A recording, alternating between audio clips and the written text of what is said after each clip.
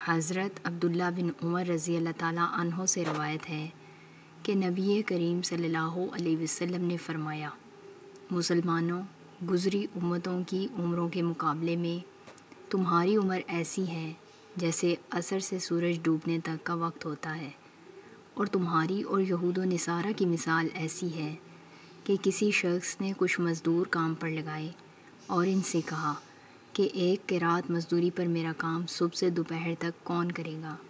یہ کام یہودیوں نے کیا۔ پھر اس نے کہا، اب میرا کام آدھے دن سے عصر تک ایک ہی قرات مزدوری پر کون کرے گا؟ یہ کام نصارہ نے کیا۔